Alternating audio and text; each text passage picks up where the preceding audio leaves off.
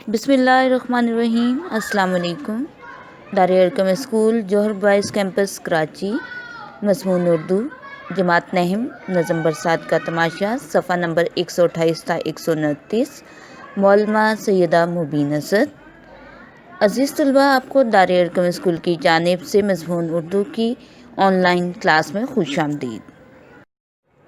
अज़ीज़ तलबा, आज की इस वीडियो के ज़रिए आपको दरसी किताब की एक नज़म बरसात का तमाशा, इसके इब्तदाई तारुफ़ की आगाही दी जा रही है।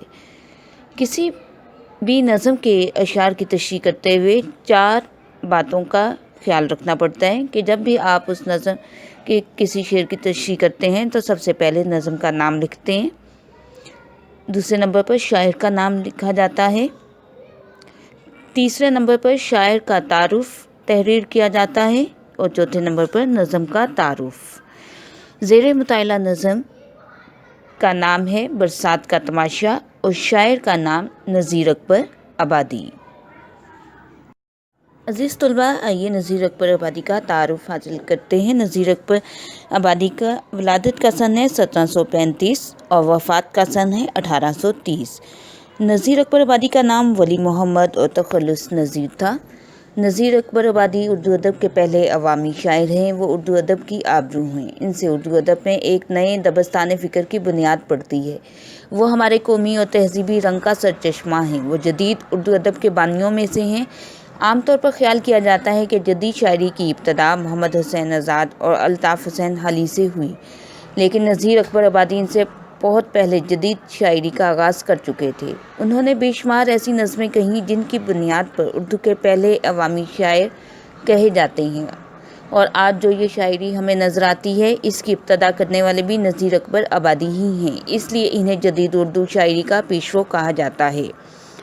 नज़ीर अकबर आबादी की चंद मशहूर और मारूफ नज़में।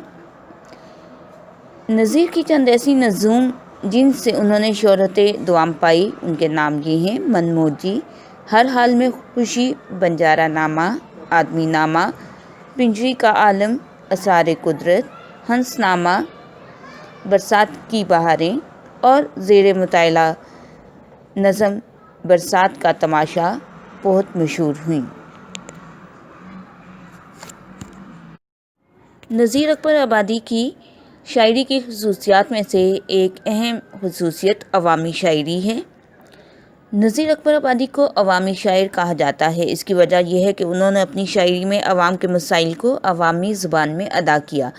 वो हिंदू मुस्लिम सबके गम मातम में शरीक नज़र आते हैं। ईद, शब बरात, होली, दिवाली, दशहरा बगैर हर त्यौहार पर नज़म लिखते हैं। एक ख्वाजा मोइनुद्दीन अजमेरी की तारीफ़ करते हैं तो दूसरी तरफ गुरु नानक को भी नजराना अकीदत पेश करते हैं।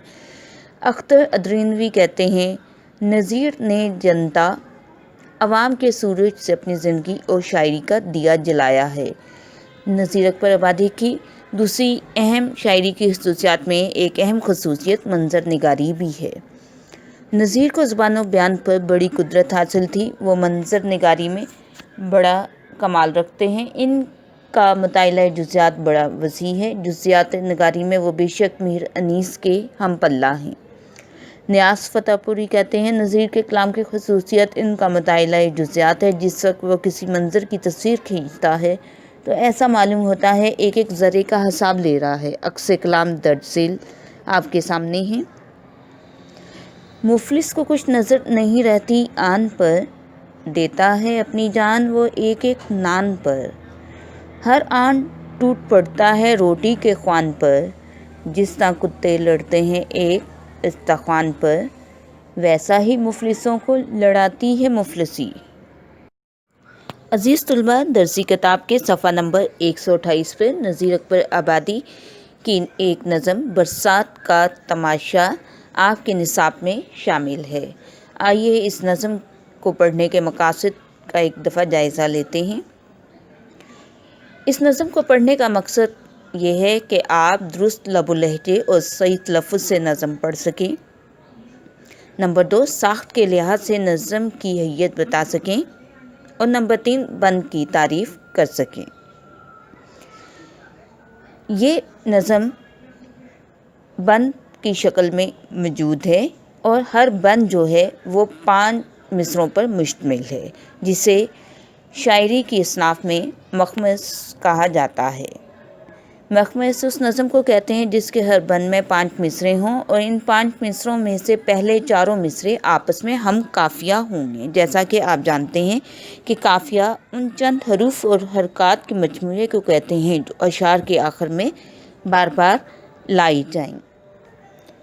بند کی تعریف: 2 سے زیادہ مصروں کا مجموعہ جس میں کوئی بات مکمل کی جائے بند کہلاتا ہے۔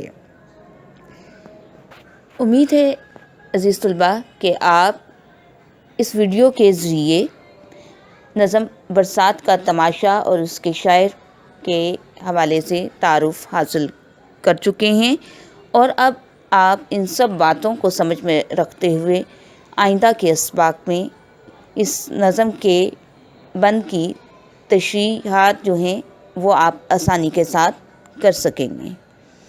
اللہ پاک آپ سب کو اپنے حفظ و امان میں رکھے اور آپ کے دلوں کو اپنے علم کے نور سے منور فرما دے۔ آمین۔ شکریہ۔